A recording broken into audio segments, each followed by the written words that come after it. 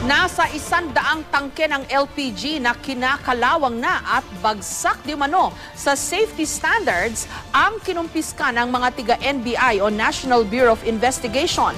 Yan ay matapos nilang salakayin ng isang illegal na LPG refilling station sa Caloocan City. May report si John Consulta. Sa bisa ng search warrant, pinasok ng mga operatiba ng NBI Counterintelligence Division ang 5-star LPG refilling station sa Barangay Zabarte, Caloocan.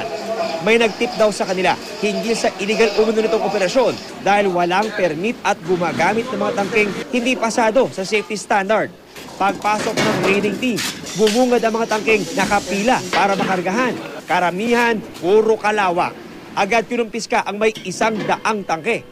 Bukod sa mga LPG tanks na bagong karga ngunit kulang daw sa timbang, bumunga din sa NBI ang ilan sa mga LPG tanks na ito na ayon sa kanila ay may diferensya at dispalinghado. Posible raw magdulot ito ng panganib sa ating mga mamimili kapag naibenta sa merkado.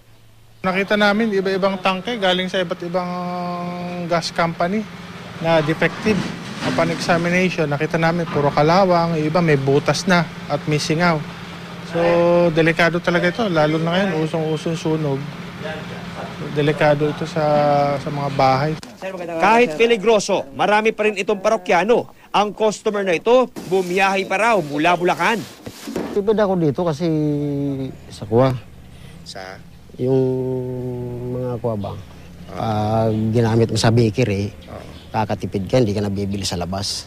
Bukod sa pagkumpiska sa mga tangke, inaresto rin ang cashier ng LPG refilling station na si Jesus Pelion. Iginiit niya, legal at sumusunod sila sa safety requirements.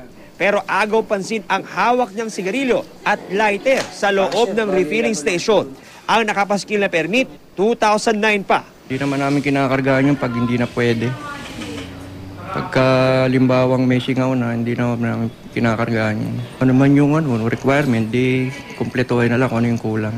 Kasama sa kampanya ng NBI, huwag na tayong bumili sa mga outlet na hindi naman authorized ng DOE, ng DNR, at sa walang authorization galing sa mga legitimate gas companies. So para maiwasan natin yung sunog, hindi naman pinangalanan ng NBI kung sino may-ari ng refilling station.